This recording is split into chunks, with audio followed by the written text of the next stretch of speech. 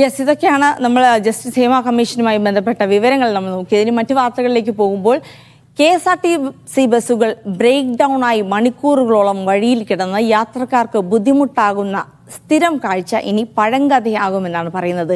വേഗത്തിൽ വന്ന് തകരാർ പരിഹരിക്കാൻ റാപ്പിഡ് റിപ്പയർ ടീമിനെ നിയോഗിക്കാൻ ഒരുങ്ങുകയാണ് KSRTC. 24 മണിക്കൂറും സേവനം ലഭ്യമാകുന്ന തരത്തിലാണ് ഈ റിപ്പയർ ടീമുകൾ.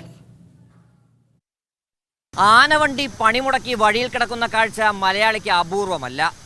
പെരുവഴിയിലായ യാത്രക്കാർ ഒന്നുകിൽ മറ്റൊരു ബസ് വരുന്നതുവരെ കാത്തിരിക്കണം, അല്ലെങ്കിൽ ഡിപ്പോയിൽ നിന്ന് വർക്ക്ഷോപ്പ് വാഹനം വന്ന് തകരാറ് പരിഹരിച്ച ശേഷം യാത്ര തുടരണം. സമയനഷ്ടം കാരണം യാത്രക്കാർ ഇതിന് മെനക്കെടാറില്ല. അവിടെയാണ് റാപ്പിഡ് റിപ്പയർ ടീമിന്റെ പ്രസക്തി വരുന്നത്.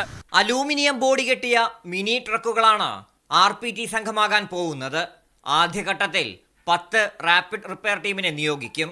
ഓരോ ടീമിലും ആവശ്യമായ മെക്കാനിക്കുകളും ടയർ ഉൾപ്പെടെ സ്പെയർ പാർട്സും കാണും. 2-3 പേര് കാണും.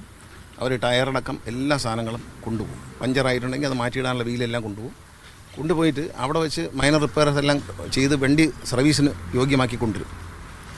ഒരു പ്രധാനമായിട്ടുള്ള കാര്യം തമിഴ്നാട്ടിലൂടെ കയറി കഴിഞ്ഞാൽ അവിടെ വണ്ടി കിടന്നു കഴിഞ്ഞാൽ ഒരു നഷ്ടമില്ല. അതുകൊണ്ട് നമ്മളൊരു 3 വണ്ടി കേരളത്തിൻ്റെ ബോർഡറിൽ ആര്യങ്കാവ് അങ്ങനെ ബോർഡറിലിടും.